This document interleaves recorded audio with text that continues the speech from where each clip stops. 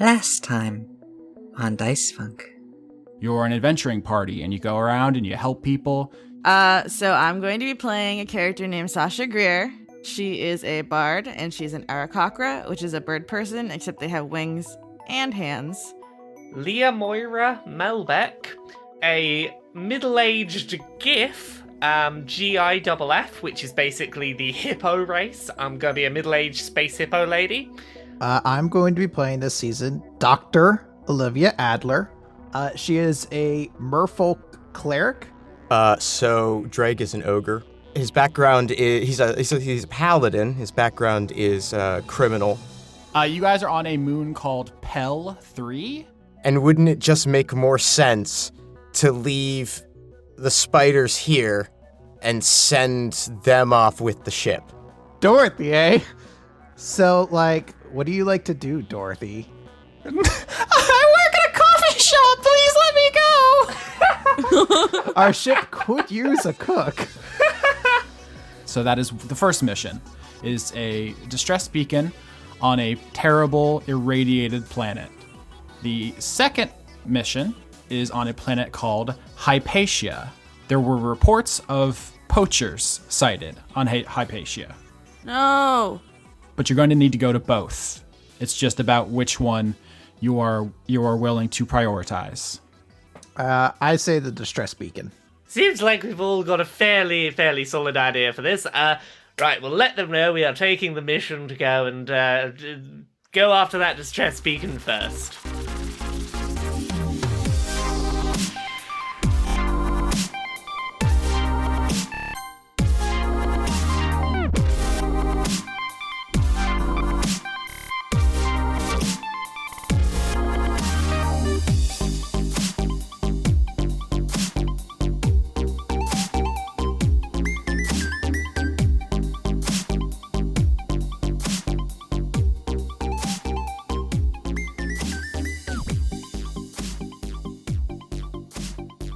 Austin, you were saying this is the Tendril season, huh? Don't get your hopes up too high. They're not fun tendrils. They're scary space tendrils. How do you know that's not fun? Any tendril can be a fun tendril if you put your sexy mind to it. That's my family motto. Anyway, my voice that you're hearing now belongs to Austin Yorsky, Dungeon Master for Season 5. That's what you're listening to now. At the first couple of episodes of every season, we reintroduce ourselves because we have new listeners and every season needs to stand alone.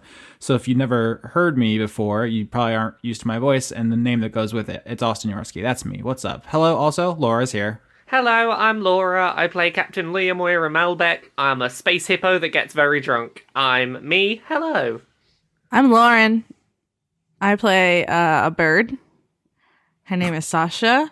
Her last name is Grier. She's a barn owl. She has wings and hands because that's cool. My name's Christopher Larios, and this is what my voice sounds like. I knew it! Helpful.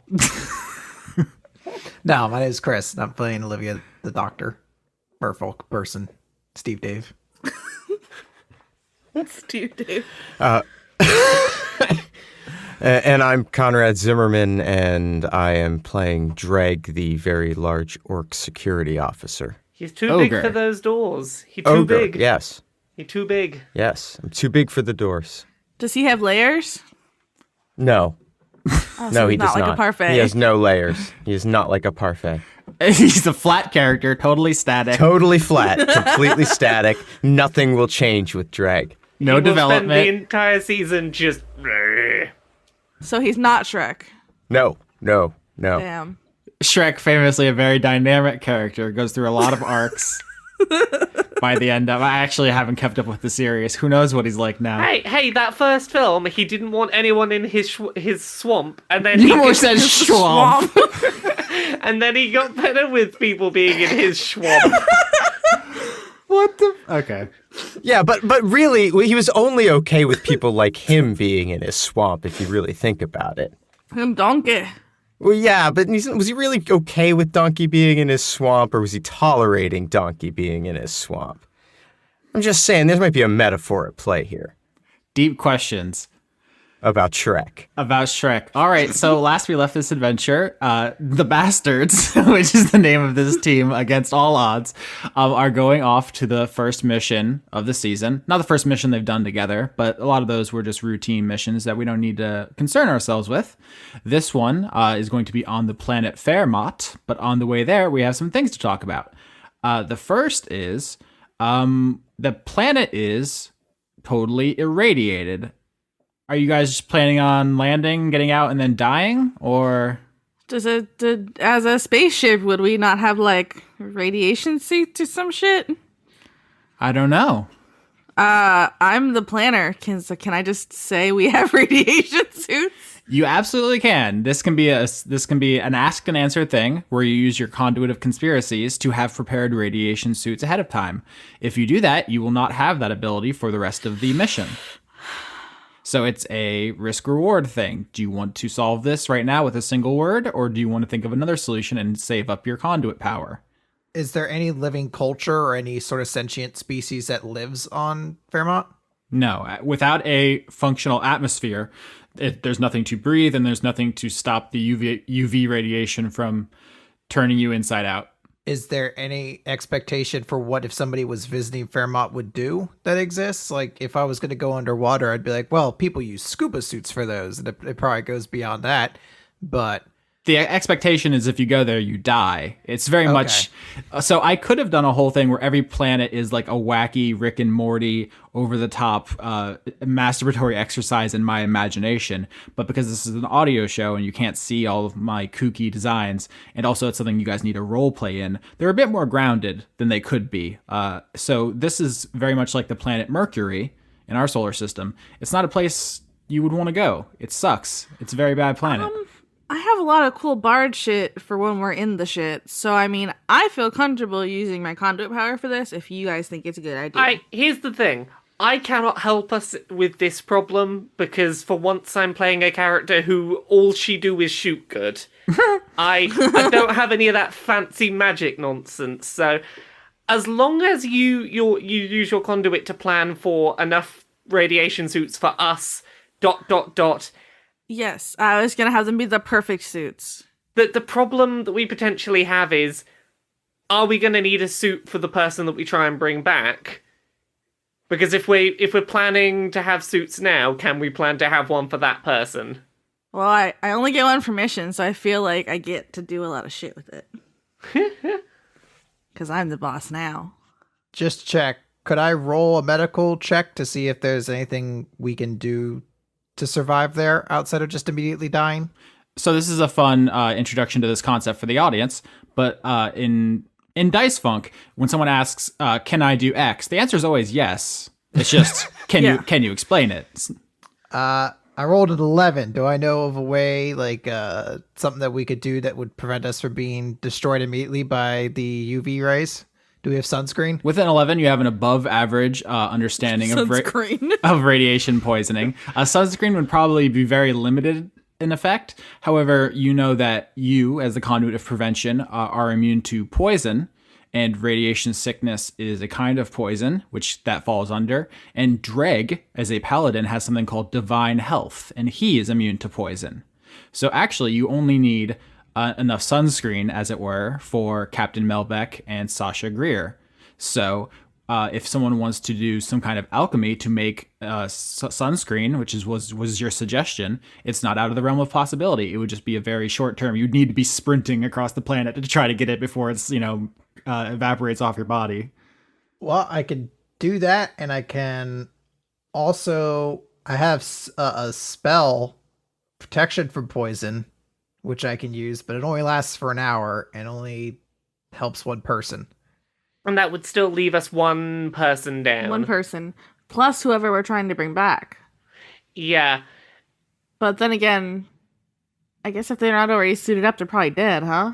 We just got a signal, so they could be, I guess, maybe in their ship still, and they just haven't roasted alive yet. Make a big old pot of sunscreen. The other thing that we have going on here is the Markov system doesn't have too many planets. We're probably going to have to come back here at some point. It might be an investment to make nice and early on, is to be able to come down to this planet without having to find a time-limited solution each time? Yeah, so I was like, suits aren't a bad idea because I'm assuming that we would just have them in our inventory for the rest of the campaign. If you spend your conspiracy, yes. Yeah. So it is a long-term investment. As I said, I can make sure to put in there that it's like they have like a little... I'm imagining one of those hamster water bottles and like What? snacks. They're gonna be like, I want like spacesuits, like good old radiation-free, like perfect spacesuits, like magic, like little house spacesuits. Uh-huh. All right, so there's another concept for new listeners. There's a thing we sometimes call overthink squad, where someone's given a very simple task like open a door, and we spend 10 minutes discussing what the door is made out of and what the lock looks like and if the door smells weird. So I think we've officially found ourselves in overthink squad territory. Okay. I'm making an executive decision. Go planner. Yes. I'm going to spend my conduit of conspiracy to get us top-of-the-line, top-notch, radiation-proof spacesuits. All right, so you have one for every member of the team, and then extras. How many extras do you think you can carry? Probably everyone can carry one extra. So let's say you have 8. Yeah. Yes, perfect. Thank you. I'll add those to my inventory so I don't forget we have those for the future. All right, problem solved. Asked and answered.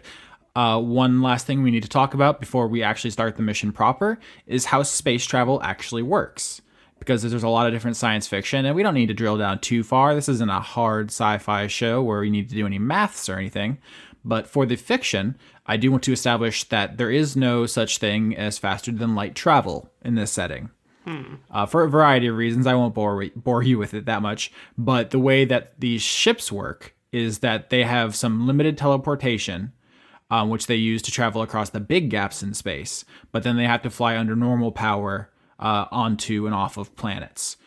This is because during the Illithid Wars, which make up the backstory of this campaign, people started teleporting bombs into each other's planets, and it was very bad for everyone involved. So most planets, definitely all inhabited planets, are surrounded by an anti-teleportation effect, a spell or a technology of some sort. So people aren't teleporting on and off of planets. Also, that's the same kind of thing people needed to adapt for like bank vaults, because that was untenable for a while there.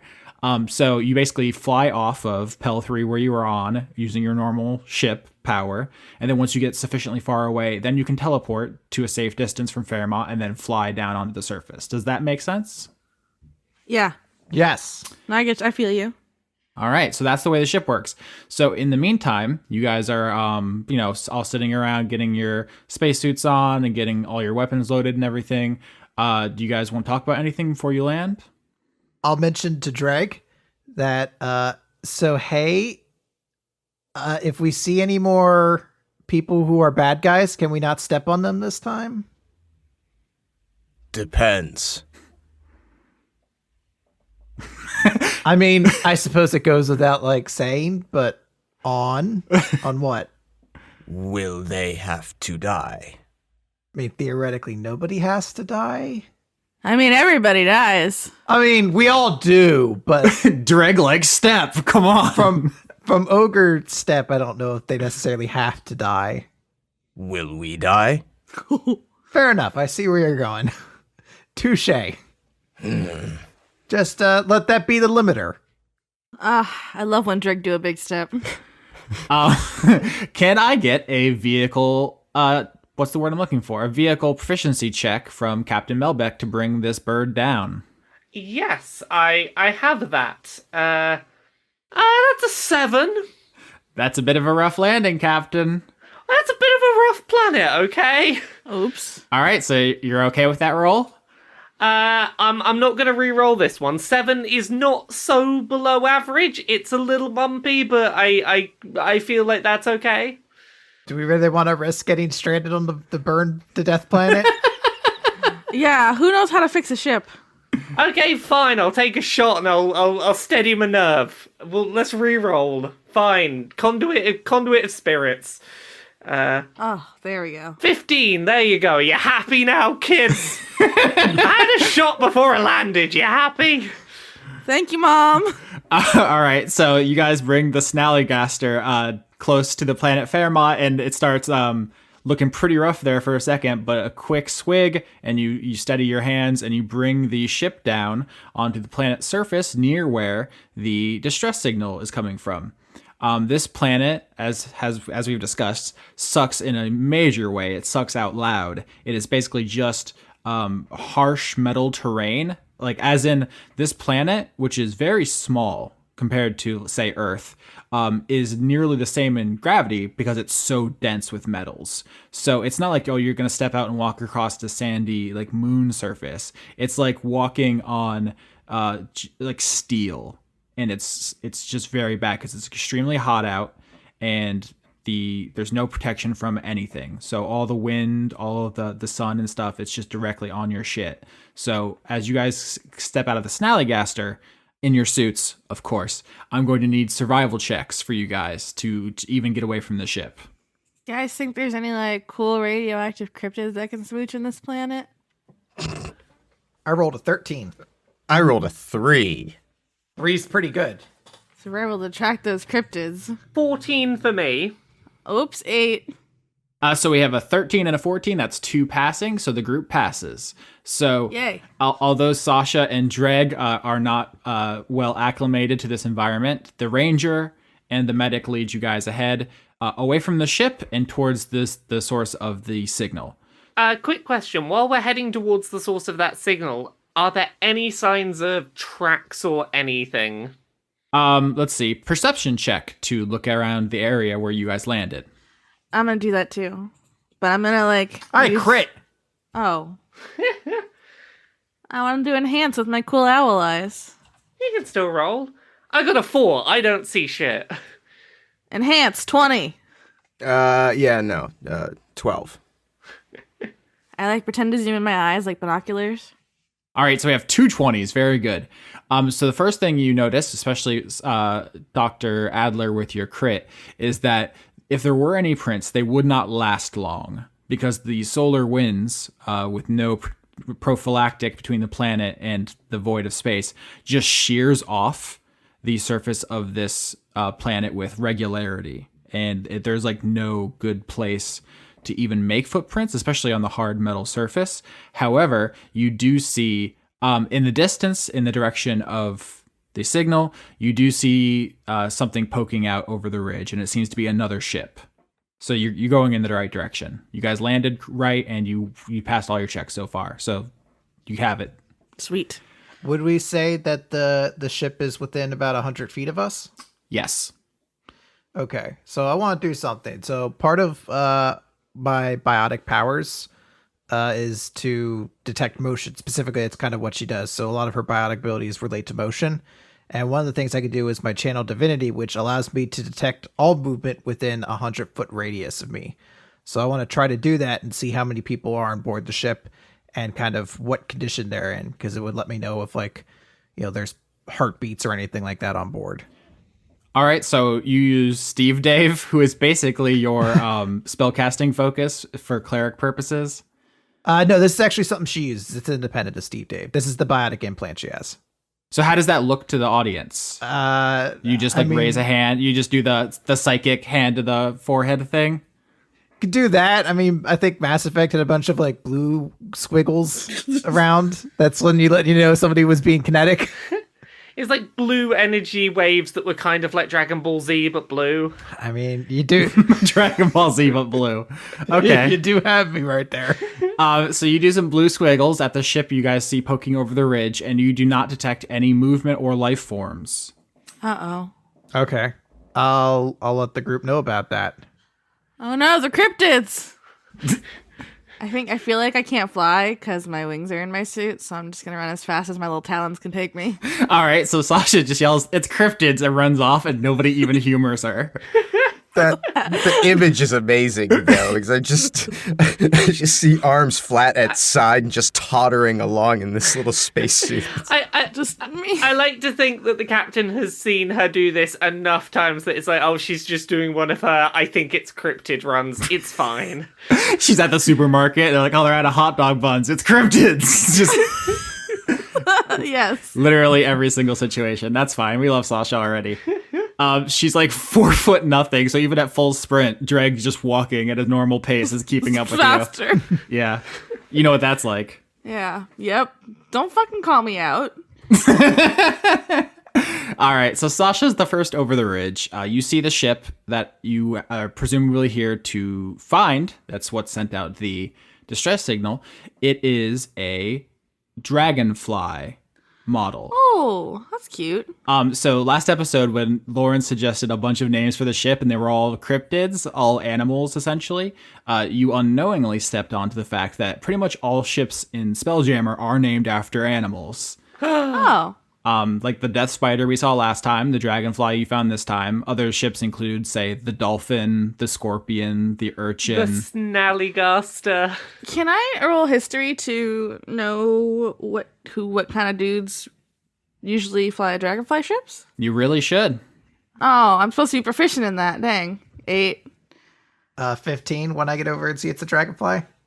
So Sasha, you see the ship first and you don't know what to make of it. And then behind you comes Dr. Adler with her big smart doctor brain. And she knows that this is a pretty ordinary ship. It's not like a special ops, super ship or anything. It's not like the Lamborghini of ships. It's the Honda Accord of ships. Small, smaller than the Snallygaster. A crew of like 10 tops, maybe. It's the ideal adventuring party's ship, in fact. The Snallygaster is a bit bigger for a bunch of reasons. Probably you guys have eccentric interests that may require you to hold, say, a captured cryptid or something. Yes. For example. My new boyfriend. Yes. Well, okay, that raises questions. No, wait. Throw him in the boyfriend hold. The boyfriend brig.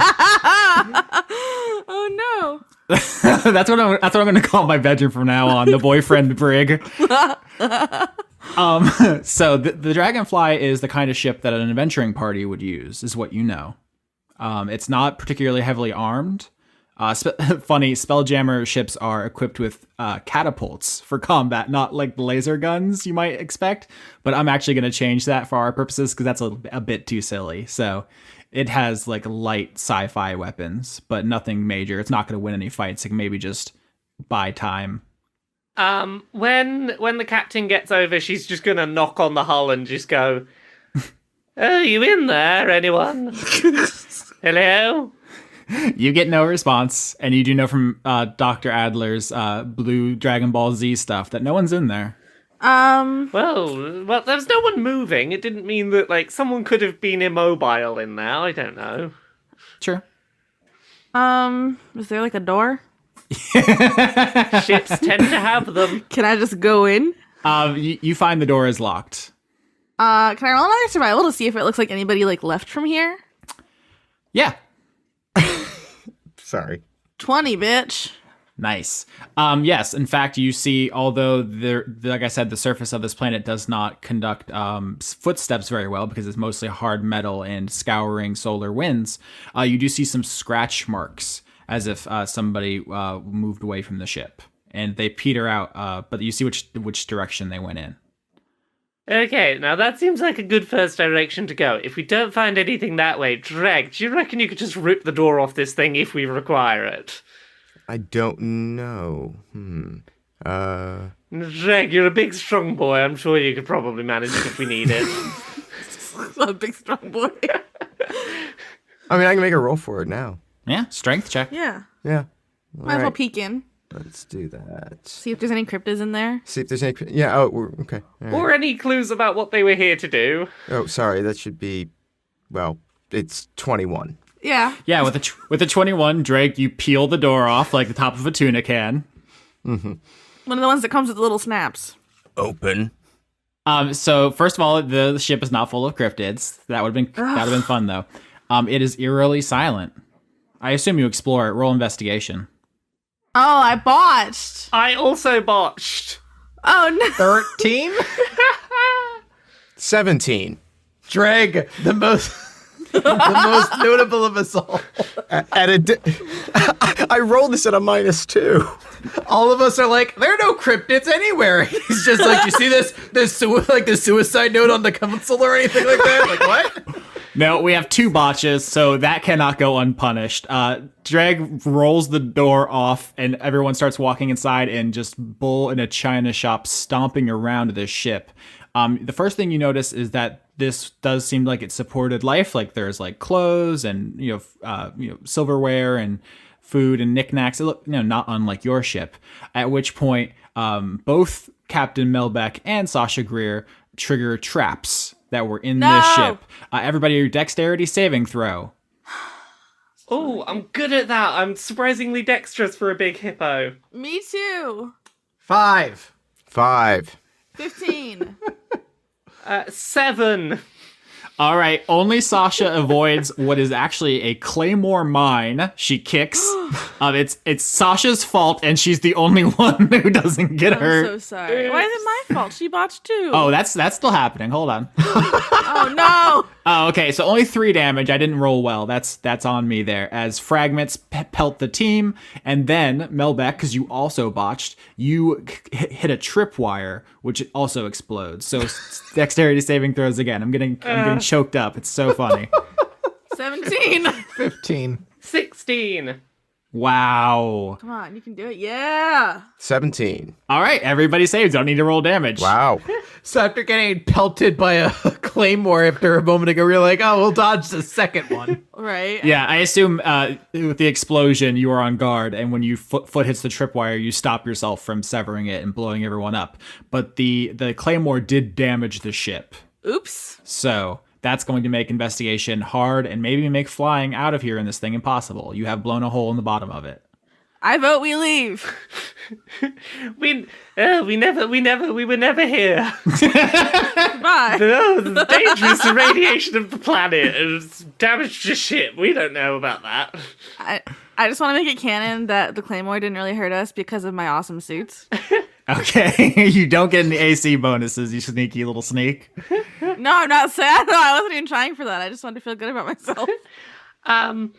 As we're going around, Captain Melbeck's just going to be like, "Oh, I remember one of these old ships. I used to fly one of these things around when I first started adventuring. Before I decided it'd be nice to have some company and upgrade it on size. I used to just have this nice little, I guess, space bachelor pad, one of these. We may have destroyed it. Well, it's fine. They're a dime a dozen. It's not like our ship. If our ship got destroyed, I'd not be in a good state. But this, I'm sure they'll be fine. Yeah, I'm sure they don't owe any, monthly payments on it or anything. Yeah, that's what insurance is for. For other people coming on your ship and blowing up your Claymore. Exactly. Right, now, has anyone spotted anything of any actual use? I vote we follow the tracks I found. Okay, well, we stomped in, we'll just stomp back out. Is that the case? Is there any chance we could try to investigate, I guess, even the clothes that we were noting to see what kind of creatures, how many of them were on this ship? Ooh. Okay, so the investigation check was the one that was double botched, and also now the scene is damaged, so it's going to be pretty hard. Can you justify a different roll, perhaps, for me? Well, I could potentially I have a cantrip of mending, so I could repair things if the damage is less than a foot large. So I could repair the clothing and stuff like that. So I can't fix the giant hole in the ship, but I could potentially fix the small stuff that might still give us clues as to who was on the ship. Sure, that's cool. So you use mending to fix some of the stuff damaged by the blast, but not the ship itself, just enough to make a cursory investigation of this room. Let's say, here's what you find. The first thing is that most of the clothing appears to be humanoid, except for there is one quarters that is clearly not. So Cryptid. So you find, let's say, human clothes, maybe elf clothes, and then something else. Does that something else look like it might be an aberration? It sounds like you want to maybe use a ranger feature? Yeah, so here's the thing. I'm trying to work out if there's any chance that... As a ranger, I have a favored enemy type, which is aberrations. If I am tracking an aberration, I get advantage on survival checks to track them. So aberration here is a D&D word, which usually just means gross thing, but we're using it in this campaign to mean alien. So okay, yeah. In that case, okay, now that we know that there is an alien in their party, I can hopefully get advantage on my survival checks to try and track them. Sounds good.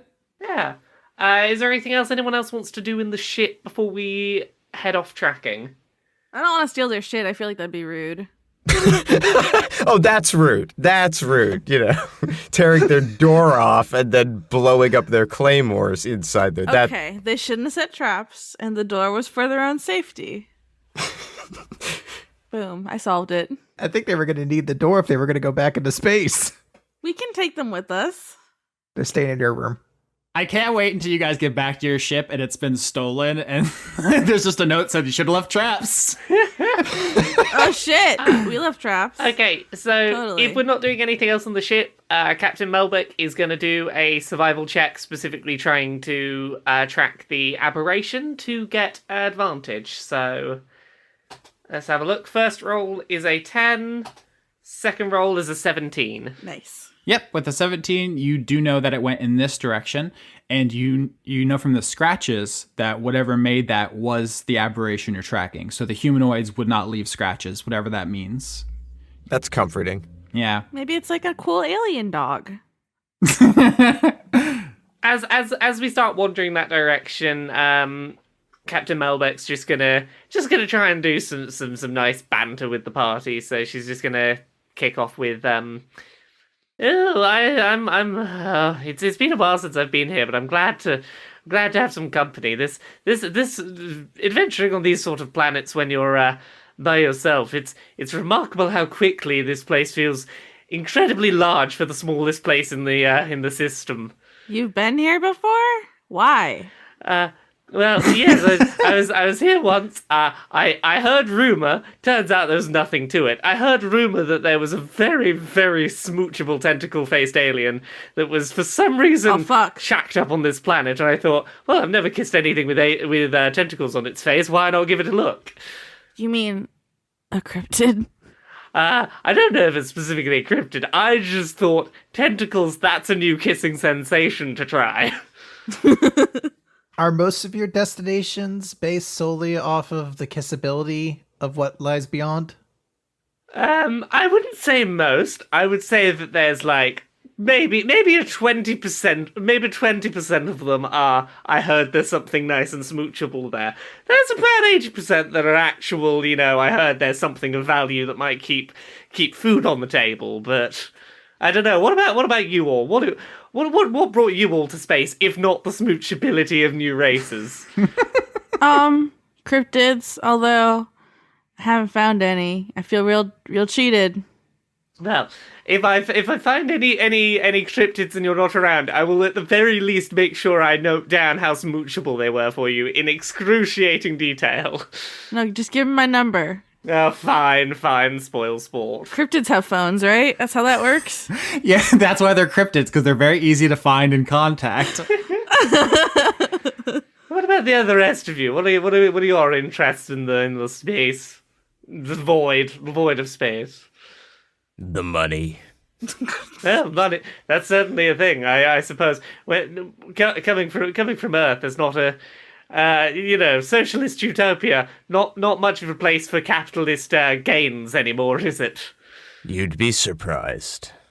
Lore note, the fact that he does not have a social safety net is unusual. This sticks out to you as something that seems shady or strange and probably requires further investigation, because in our post-scarcity Star Trek-esque future, most people can, find some kind of assistance in a populated system.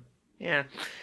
Is there anything particular? Have you got some sort of end game for your money in mind, or is this sort of I like wealth in the way that dragons like wealth? Dragons like wealth. I've never met a dragon. I've never met one either, but that's what I hear. I hear many stories of just big old mountains of gold. Yeah, they like to nap on them. I mean, same. I can't see it doesn't look very comfortable to me, but Make a nest out of it. I've seen money. It goes in pockets. And then it goes away. I feel like I could fit in your pocket. Oh my god, can you baby Bjorn her around, please? So Dregg's gonna try and pick her up. Aw, Please be gentle. I'm a bird. You're 9 feet of pure muscle. She's like 4 feet hollow. A bird. Yeah, because to be able to fly, she needs to be as light as possible. So she's essentially empty inside. Oh, big mood. All I was right. just gonna pick her up and put her on my shoulder because I think that would actually work. Oh, I can see everything now. You can see for miles and miles and miles. Can I roll another perception with my newfound height? Yeah, with advantage.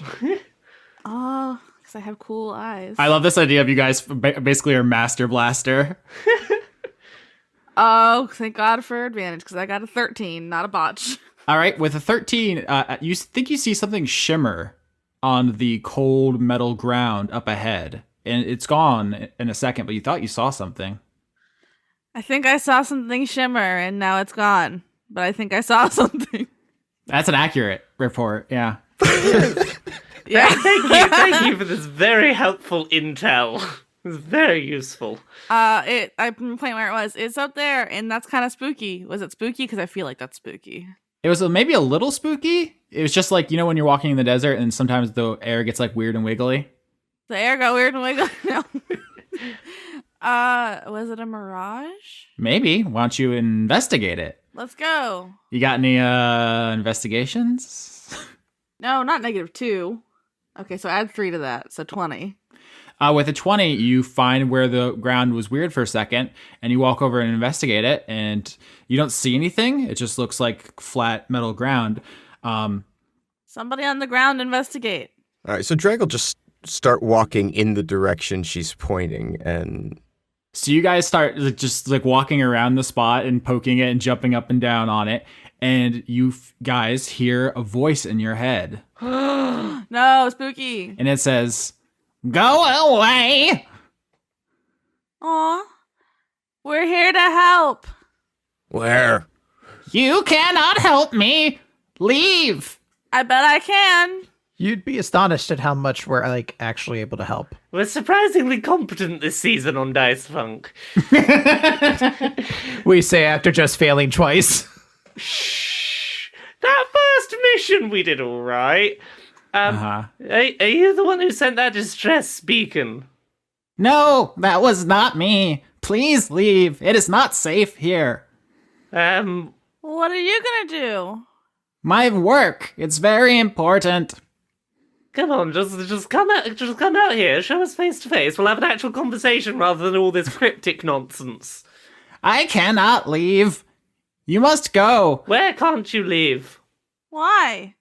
I want to try and persuade this thing to surface. So, I'm gonna just say to it, we know that this planet is rather inhospitable and not a particularly great place to be, which is exactly why we're here. We're trying to find a group of people who landed and seemingly got in some trouble.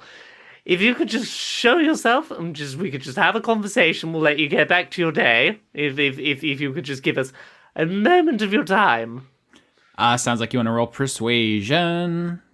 That's a 7, and I'm going to take a shot to re-roll, which, after I do this, is going to incur my first drunkenness penalty, so... Before you do that, Oh. I mean, I could take a turn at persuasion. It's fine. I'm gonna re-roll once just because I wanna get the drunkenness table rolling and start talking about what that does, because I think that's cool. So a 19 on my second persuasion. Okay. All right, so yeah, this is a good opportunity to introduce the mechanic. As you said before, doing your conduit will eventually make you useless, but there are some steps along the way in the exhaustion table. Do you want to tell the audience about that? So every 2 re-rolls I do with my Conduit of Spirits will move me 1 step up the exhaustion table. So basically, the first drink, nothing goes on. Second drink, I start getting disadvantage on ability checks. Then once I hit 4 drinks, my speed is halved. Once I hit 6 drinks, I get disadvantage on attack rolls and saving throws. 8 drinks, my hit point maximum is halved. 10 drinks, my speed reduces to 0. And 12 drinks, I just pass the fuck out. Yeah, so 6 is the first big one. It makes you very unhelpful in combat, and 10 means you literally cannot move. So those are kind of the two big milestones. Yeah, well, hit point maximum is halved is a big one as well, but I can get away with probably about 5 drinks and be mostly okay-ish. Yeah, before you start pushing But it. obviously, like, one of the things is because I get disadvantage on ability checks from the time I hit 2 drinks, that's going to start very early, making it tempting to just keep re-rolling. Yeah. So with a 19, you succeed, and you tell this thing that... So what's the gist of your argument again? The gist of my argument is, we came here because there are some people who need help. We're not going away anytime soon, so you might as well just come up and give us a second of your time. You may be able to help. You are armed? Yes, we're armed. We're certainly good at fighting things. I have 2 arms. Yeah, he does. Indeed, he's got 2 very strong ones. And 2 feet. They're very good for stepping. More than I do. Is it going to be a worm? Is it a worm?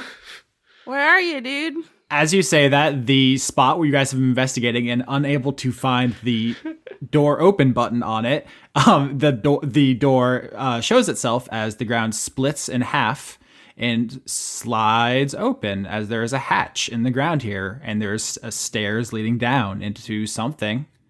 Well, no time like the present. Indeed. Down we go. Yeah. I want to go back on Dregg's shoulder. I feel safe up there. I don't know if that's a great idea in a tunnel. Yeah, no, I know. So you guys descend the stairs down from Fermat's surface, and the ground / now ceiling begins to close behind you, trapping you down here, which is a thing. That's fine. It's fine. It's It's fine. fine. Dregg has proven doors aren't a problem for Dregg. That's true. When he can find them, he has no problem at all. It's the first one.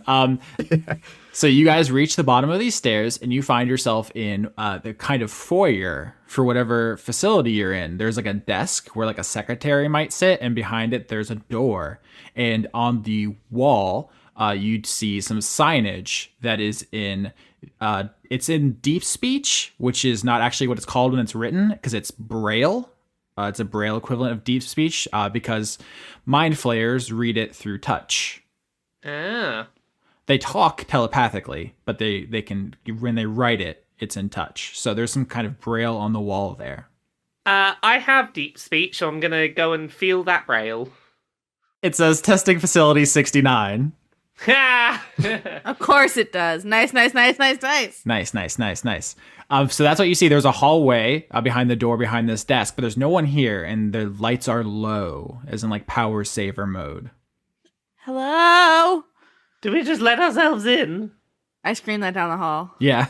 Once again, the voice that answers you does not come from your surroundings. It comes from inside your head.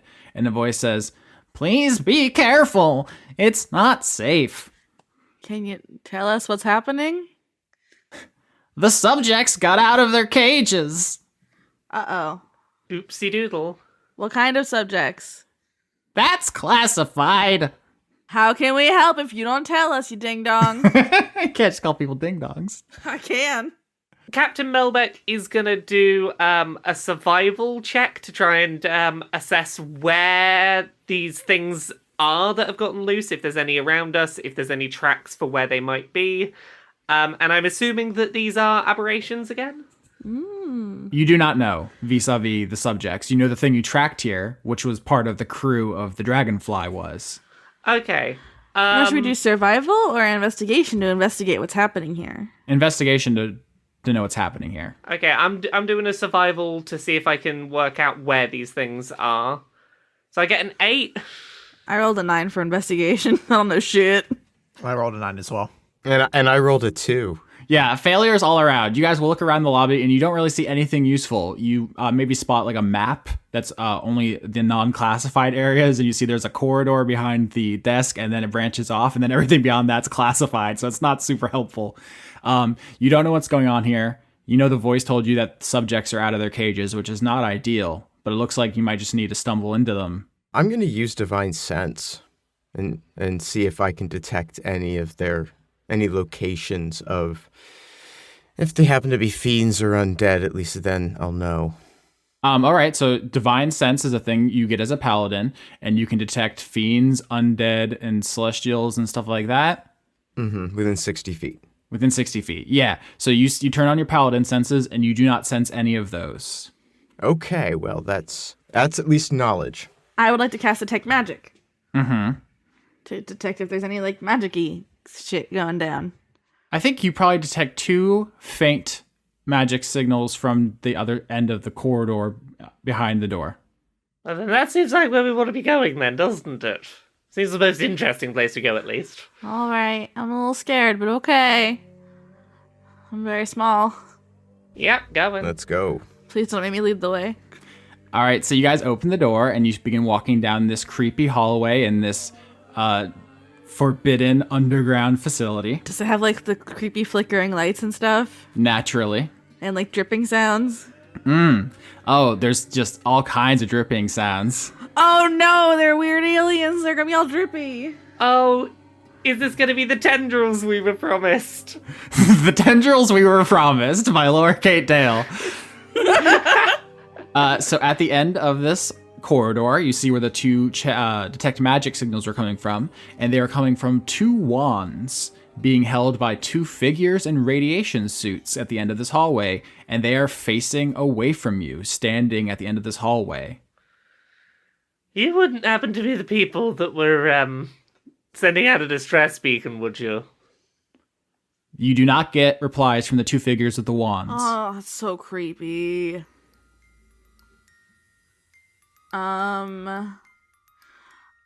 This might be a bad idea. But I thought it might be fun to try and detect thoughts on one of them. If you ever have to say an idea might be a bad idea, that's usually a good sign that that's the thing you should do. It's probably a good idea. All right, so you use detect thoughts, which lets you read the surface thoughts of a creature, or if they fail a wisdom saving throw to get their deep inner thoughts. Yes. Yes. 16. Shit, where is my thing? No, I have 13. All right, so you just get the surface thoughts, and all you see is... I'm gonna hate it. Yeah, you're gonna hate it. It's like you see darkness and red, as like when you close your eyes and you see the back of your eyelids, like that, like veiny darkness. They're mind controlled. I want to use Mage Hand on one of them, like tap it on the shoulder. No, just take their wand. All right, you tap it on the shoulder, and it turns around. Actually, both of them do. And you see 2 humans in radiation suits holding wands. So they have weird faces? Like, expressions? Well, they have blood coming out of their nose and eyes and ears and mouth, so... Somebody with distancy hands should take the wand. Can I use medicine to determine, like, why their blood is shooting out of their face? It's not shooting out of, it's trickled down and it's kind of dried. It's like black blood. Okay, do I know of anything, like, specifically that caused it that I should then thus avoid going forward? Yeah, why don't you roll medicine? Crit fail. All right, so you walk up and you're like, I think this might be... I'm trying to think of a funny planet name. This might be like Uranus fever. And as you get close, you're looking in their eyes to try to see what the ailment is. They both shoot you with their wands. Roll initiative. Oh. Should have taken the wand. So first, Dr. Adler. A crit and a 7. What's the wand do? They both point their wands at you. One shoots out a spout of fire. One shoots out a spout of ice. All right. Can I counterspell the 22? The one that hits me, the crit? Yes. Since it counts as magic, I'm just going to counterspell it away. Like, snap my finger and, like, no. All right, so you're getting close to these 2 creepy people in radiation suits with wands. They both point them at you and try to shoot you in the face point blank, and you just snap your fingers and they fizzle. Very cool. Yes. And then I roll a 2 for initiative. Not ideal. I'm supposed to go last. I'm the medic. 16 for initiative. 16. I had 15. So Captain Melbeck, then Dregg, then Sasha, then enemies, then Dr. Adler. Okay, so if I'm up first, I'm just gonna take a shotgun blast at one of them, because that's what I'm good at. 10, does that hit? It does not. As Sasha Ooh. explained, the radiation suits, wow, very good against fragments. Damn it, I'm so good. Oh no. So yeah, Captain Melbeck takes a shot and just completely misses. She's thrown off guard. She was hoping for friends. These are not space friends. You were startled in this creepy underground hallway with bleeding-eyed monsters. It's understandable. It happens to everyone. Indeed, I thought I was here to make friends, and blood face is not a good sign for friendship. All right, and it's Dregg's turn. Now they're humans. They'll have skinny little wrists. I'm just gonna try and grab a wrist and break it. So you want to roll your attack damage, or are you trying to grapple? No, I'll roll my attack damage. 9.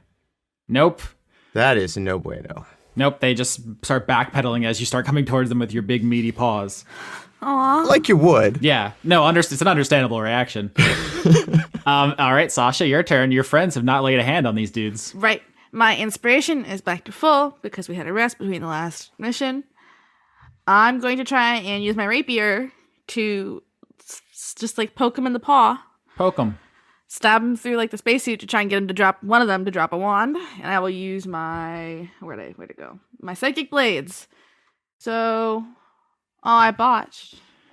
Oh man. I was really excited to do a stab. What were you saying before about us being more confident this time around? You're really excited about doing a stab.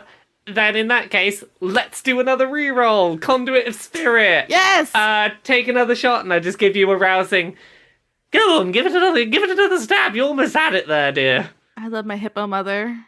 15. That hits. All right, so that is going to be. I'm trying to stab him in the hand, get him to drop a wand. I don't know if that works. All right, so this is the piercing, just 6, and then because of the psychic blades, I'm gonna say, "You look terrible in that color." Damn, fashion burn. So 11 total. All right, so this one is backpedaling away from Dregg, who's trying to rip him in half with his bare hands, and you run forward, inspired by Captain Melbeck, and you lunge with your rapier, and you stab him through the hand, and you pin his arm to the wall. Does it go with the wand? He does. It clatters to the ground. Can I pick it up? It's just a spellcasting focus. You have one. Oh, okay, so they're not like mind controlled by the wands. Well, I suppose if you picked it up, that would stop them from being able to go and pick it back up and use their spellcasting focus. That's kind of what I was thinking, if I'm allowed to take it.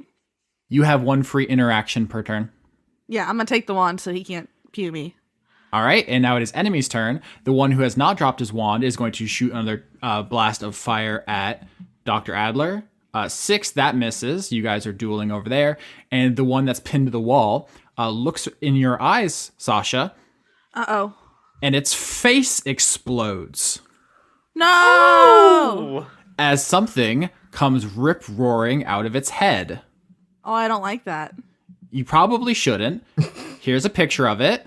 No. Does anybody want to describe what you're seeing in the Roll20? It's a brain dog. It is a brain with paws. I swear to God, this is a real canonical Dungeons & Dragons creature. It is called an intellect devourer. That's rude. That seems like is this just like what mind flayers have as pets? Is this like an Illithid's pet? I think you want to roll nature to find out about the life cycle of Illithids. All I know is by name alone is that Dregg has nothing to fear from it.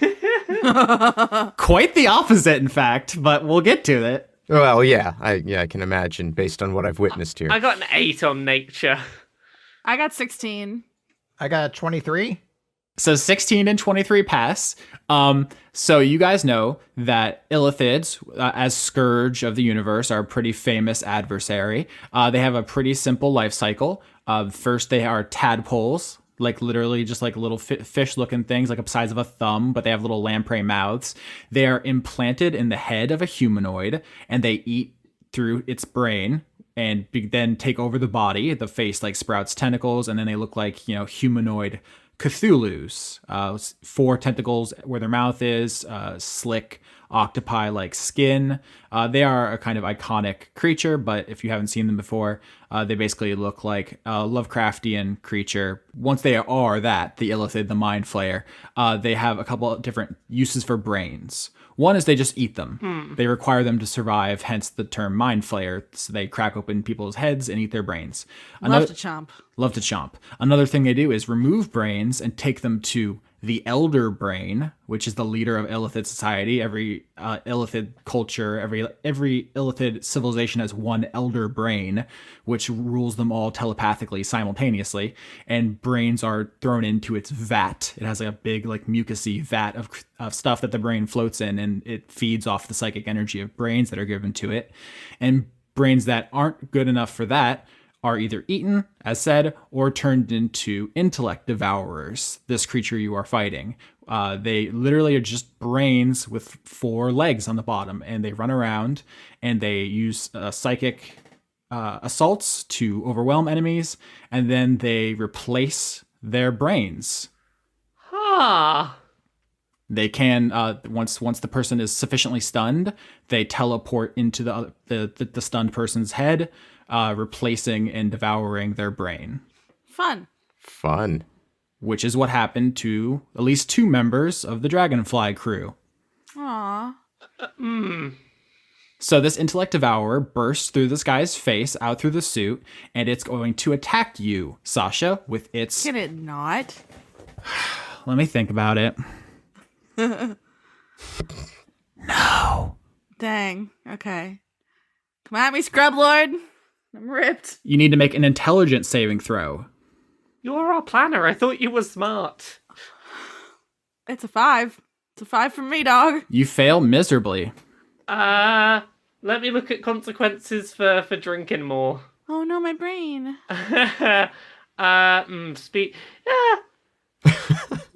Do you reckon you can take this, or do you need to not have brain eating? Okay, I'll just hope for the best. All right, so you take 11 damage from the psychic blast of telekinetic power that comes off of this creature, and then I make a roll to see if you are sufficiently stunned, and if you are, then your brains are good for the taking. Fuck. I rolled an 8. That is lower than your intelligence score, so you are not stunned.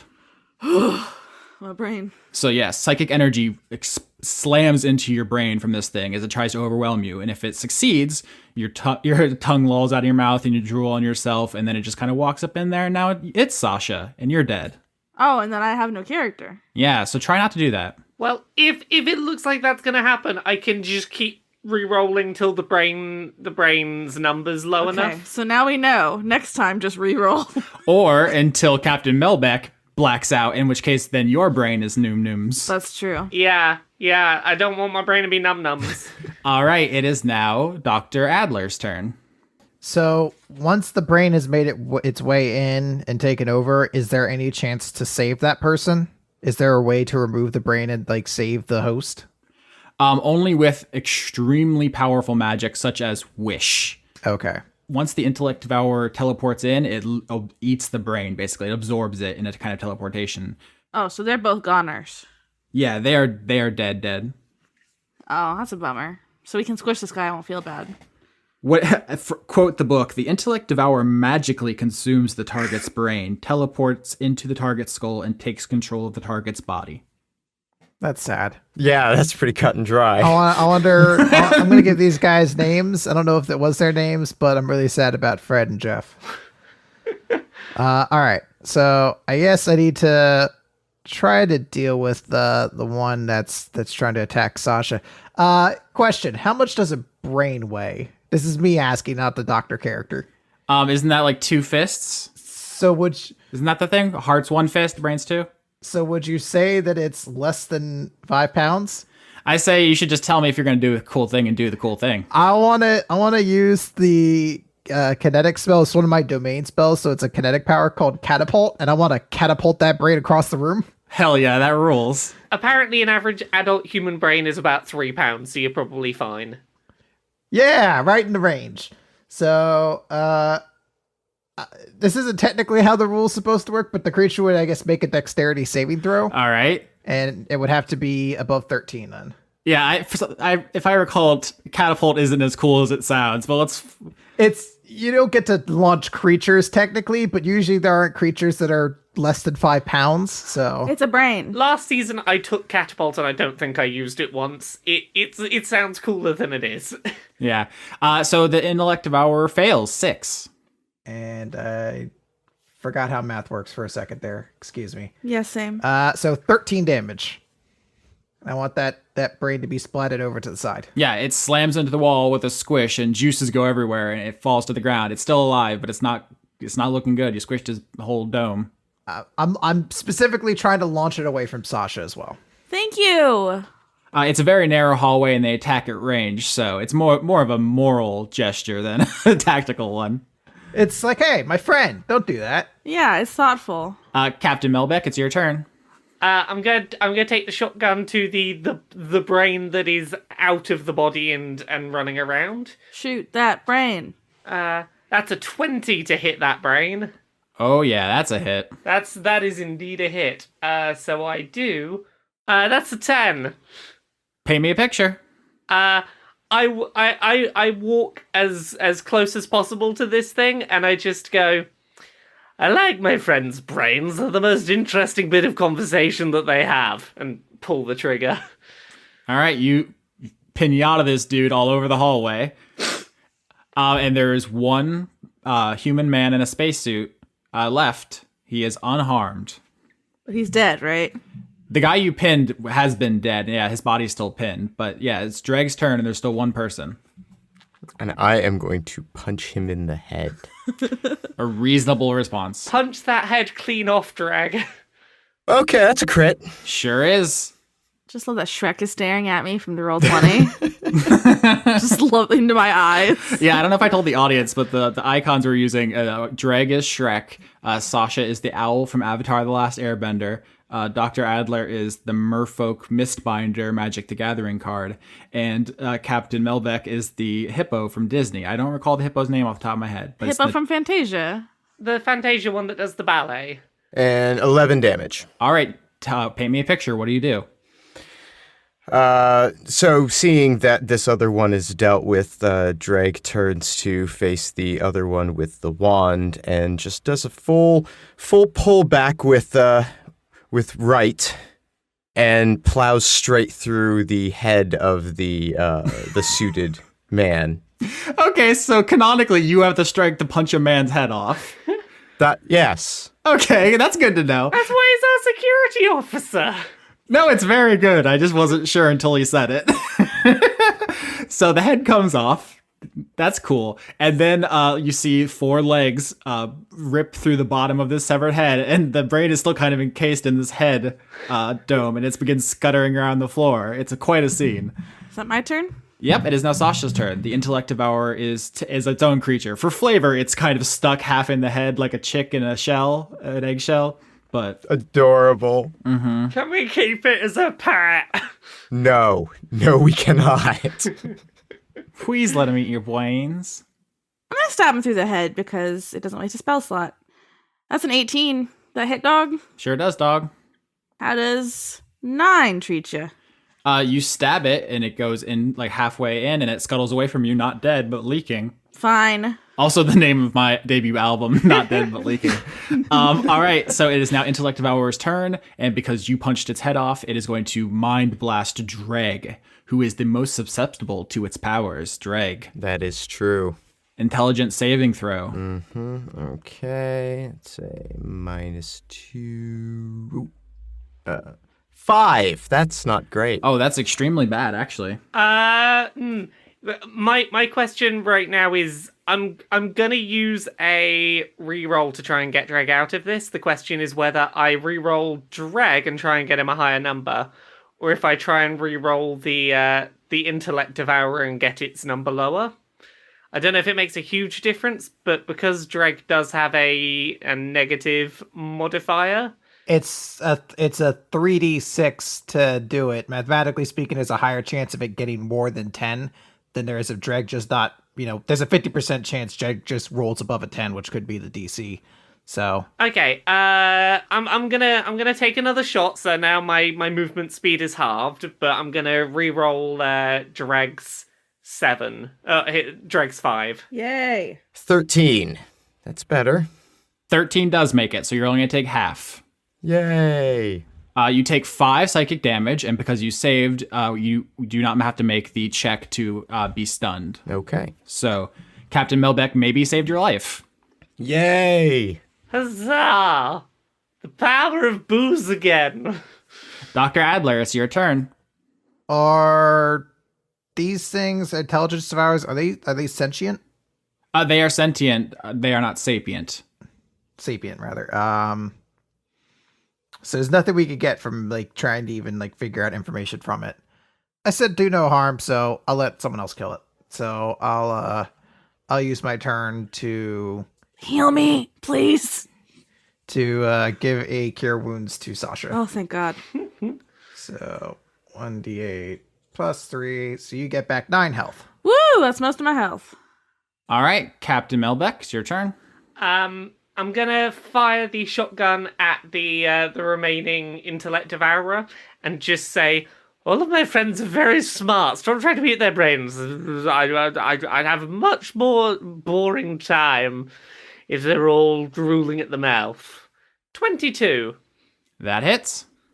6 damage? Yep, you shoot and you blast one of its leggies off. Aw, it's leggies. Yep, but it's still technically alive. It's very low. God. Oh, you're a damn resilient thing. Ugh. Step on it, Dregg. It is now Dregg's turn. Oh, Dregg gonna step. He do enjoy a big step. Ah, that's lousy. That's not going to do it. That's a 10. That's not gonna do it. It's not. It's not. Sasha. It's up to me now. I'm gonna do another big stab. 9. No, it's not enough. Wow. You guys, you bunch of goofers. This fucking tiny brain. We can't fucking kill it. Who would it attack? So Captain Melbeck just blew off its leg, so it's going to attack you with its psychic assault. No. Intelligence saving throw. Intelligence saving throw. I am not the most intelligent there is. That's a 2. I'm gonna re-roll that. Okay, so we're now one roll away from where you said things get bad. Yeah, things are gonna get bad if I re-roll again, but we'll see. Cross that bridge when we get to it. 12. Will that do? Yes, that will do. Okay. That's a good roll. You take 7 damage, halved, of course, because you saved. You do not have to make the stun save. Okay. But you get blasted. And once again, this is really the first fight of this arc. Usually, longtime listeners will know there's a couple episodes in an arc, so it's getting kind of dire over in Hippo Land. It's fine. I can still do things. Does that recover? When do you recover? At the end of the arc. Long rest. Long rest, yeah. Oh, no. Dr. Adler. All right, well, I was going to try to avoid having to actually like kill something, even if it's a creature, but it sounds like we're in some dire straits. So I'm going to use Sacred Flame, which I'm kind of reflavoring to be a technical beam that Steve Dave fires out. So the Intellect Devourer needs to make a Dexterity saving throw. 13 is the save. 12. Yeah, you eat shit. Get him, Steve Dave. It's going to lose by 1. 4. Yep, that's enough. Paint me a picture. So Steve Dave fires a little laser beam and it goes right through the creature's head. And then I'm going to go, tell him, Steve Dave! And it's dead now. I mean, technically, that's not really you breaking your pacifism oath if it was your robot. No, it's the robot. The robot did it. That no way undercuts the entire concept of your character. It's a stupid brain thing. It was going to eat us all anyway. So one brain has been just fully exploded by shotgun, and the other has been stabbed, dismembered, and then zapped, and it is toast. And there's 2 dead human bodies, and then the 2 messy brains in here.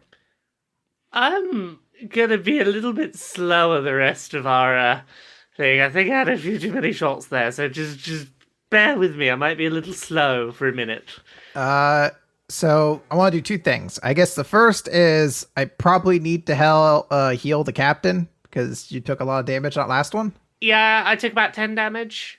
I'll use another spell slot to heal you for 4. Not a great roll, but Do you want to take a shot and I can heal you for more? No, I think I'm all right, actually. I'll take the 4. Thank you very much. Right?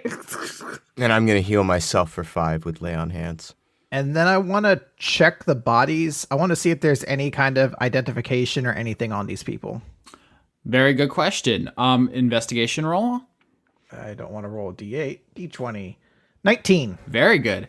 So you start rifling through these guys' suits and their pockets and so forth, and you find that they were members of the Dragonfly crew. They're adventurers of some sort. They don't have name tags or ID or badges or anything, which is not totally unusual. Sometimes you leave those things behind. There's not people checking ID on Fermat, of course. But it is, with a 19, it is conspicuous how little they have on them. It seems like they are deliberately obscuring something. Let's say that you'd expect to find more, and the fact that there's so little is suspicious. I'm gonna yell out, but also think really hard. Hey, guy who is talking in my brain. What's good? It is I. You may refer to me as Objectivus. Wow, that's cute. I am not cute. I am fearsome and mighty. Can I just say, Objectivus sounds like the name that a really terrible, like, angsty teenage male YouTuber would have while he has his, Oh. I know I have the correct opinions about everything YouTube channel. That would be Objectivus. I am the angry, rational philosopher. Oh no, does he like Jordan Peterson? Cultural Marxism is destroying this facility. So what's up with these little brain puppies? They're full of feminism. God. I want to do a survival check now that I know what it is we're looking for. I hopefully with advantage, because these intellect devourers are aberrations, to try and track, do we know where the rest of these intellect devourers are in the facility? So you don't even need to make a check. At the end of this corridor, there's another door, and you can see that there is like the bloody handprints on it. It seems like that is the direction to go. Okay. Is Objectivist, is it just those 4? We got 2. Is it just 2 more? Objectivist, please? Those were the intellect devourer specimens. There are many more specimens. Security has been breached. Okay, so there's not more things that are going to try and eat our brains. Not telepathically. So now there's 2 illithids, huh? That is classified. Objectivist, I'm gonna beat your ass if you don't tell me. Ah! I'm not actually, just come on, dude. Help us help you. Yeah, what are you trying to persuade him to do? Tell us more stuff. Uh-huh. I rolled a 17. Give us the deets. What's the lowdown? What's the skinny? This is a research facility for finding a solution to the illithid's nutrition problem. Oh, I can dig that. Ah, so you're trying to find something other than brains that they can feast upon. Correct. Illithids can only eat the brains of intelligent sapient creatures, which do not enjoy being harvested. Can I do an insight on this? Mm-hmm. Because I find it suspicious that this is planned with the first thing we saw was a place where they eat brains. So 7. So I'm probably not very good. I'm like, yeah, the story checks out. Yeah, with a 7, that seems kosher. I'm an owl. Oh, I botched. You botched. You think not only is Objectivist a real cool dude, you think that you have to save him because he's figured out a way to save the illithids without hurting anybody. Oh, what are you, Objectivist? Like, I'm a bird. What are you? I cannot disclose this for my own safety. Are you an illithid? Are you gonna eat my brain? What flavor is it? Bad. I mean, it's not a stretch to assume he's an illithid, right? Like, there was illithid braille on the way in, and he's talking to us in our mind, so... I was still picturing him being a worm for some reason. That sounds like it's more about you than it is me. It's trash garbage flavor. Ick! Yeah, so we can be friends now because you're not gonna eat any of our brains if we save you from the specimens, right? Deal! Hold on a second. I'm gonna cast Zone of Truth. No, he's too far away. Damn it, he's too far away. I'm gonna get you later. By the time you're close enough to do Zone of Truth, he might be trying to eat your brain. I feel like it's got enough range that I could escape. Ew, I don't want to eat your brains. There's no Jordan Peterson in here. It's all feminism videos. I hate it. It's full of Steven Universe and the new Star Wars. All right, so you guys open the door with the bloody prints on it because that's what we're doing now. Yeah. And on the other side, you guys see a circular room which has 2 branching hallways coming off of it. The first thing you notice about this room is that there's half an elf on one side of the room and there's half an elf on the other side of the room. Cool. Like spit horizontally or vertically? Horizontally across the waist. Okay. Is the head all there, or does it look like something exploded out of the brain? It does not look like something exploded out of the brain. It looks like 2 things were tugging on opposite ends. They tug of warred him. Yikes. And maybe they went down opposite hallways because they are labeled. One is labeled Sol specimens, S-O-L, and one is labeled Markov specimens. Huh. So, I mean, we're going to go down the Markov one. Well, we already see boring human shit. Let's go see cool alien shit. is this a chunky salsa rule moment? Or is this like, could our medic maybe sew this person together? Come on. All right, for new listeners, the Chunky Salsa rule is a tabletop concept which says if something happens that would logically reduce someone to the consistency of chunky salsa, they are dead. No matter what the numbers on the paper say. Being torn clean in half and thrown into opposite ends of a room. I'm pretty sure they're dead. I'm going to say that's Pico de Gallo, my dudes. Well, this is where I go like, well, I asked that question deliberately so we could explain the rule, and definitely not just me trying to rules lawyer my way into maybe saving someone. That's that classic video game tutorial thing. Yeah. I vote Markov. Why not? Let's get wild with it. Let's get sassy. I think, considering how that last room went, we're probably wisest to all go in one direction and then all go in the other direction rather than splitting up. Yes, please. Yes. I'm so small. Right, which way did you say we were going? You're the captain. You go. Which right? way did we want to go? Markov. Markov. Right, Markov it is.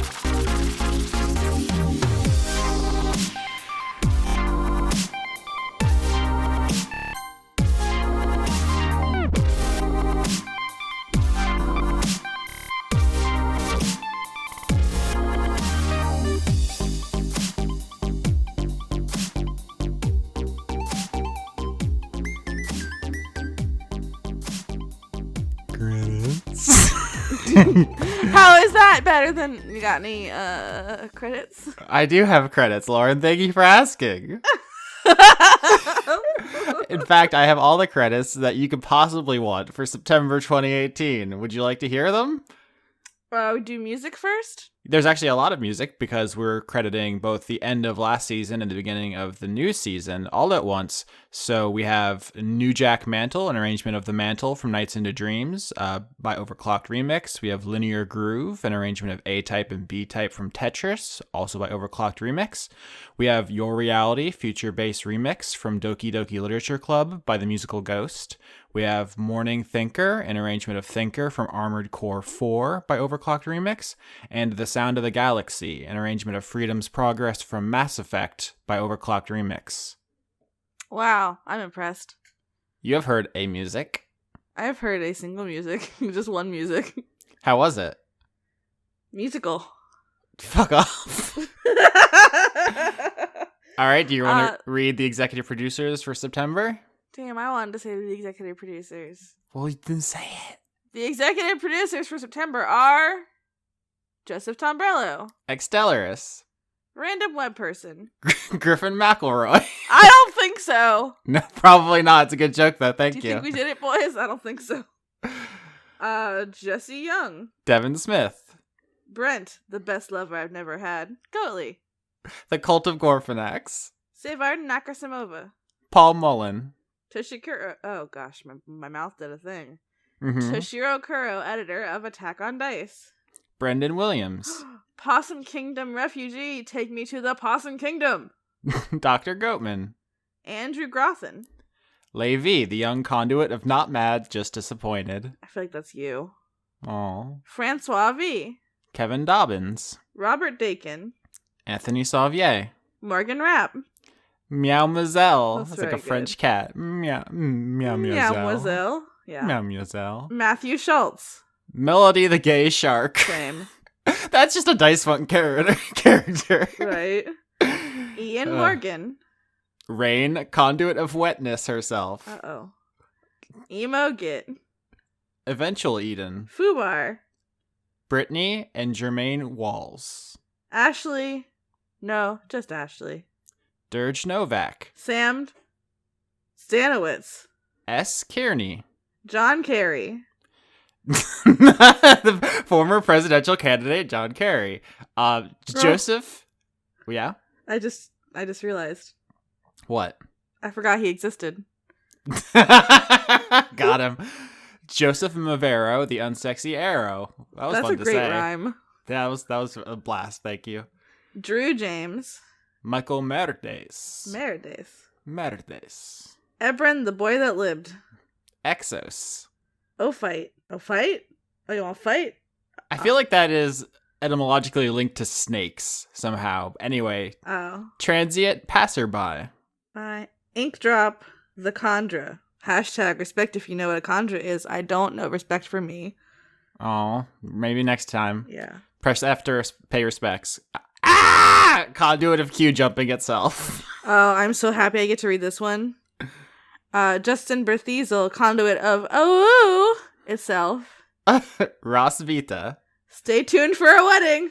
Ooh. Some people are just gonna start announcing like engagements and like childbirths in our credits. Oh my gosh, that's a lot of responsibility.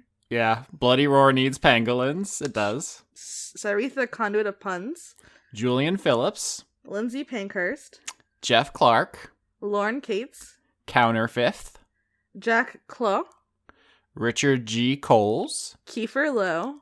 E. Corin. Blast Cruz. Dr. Tao.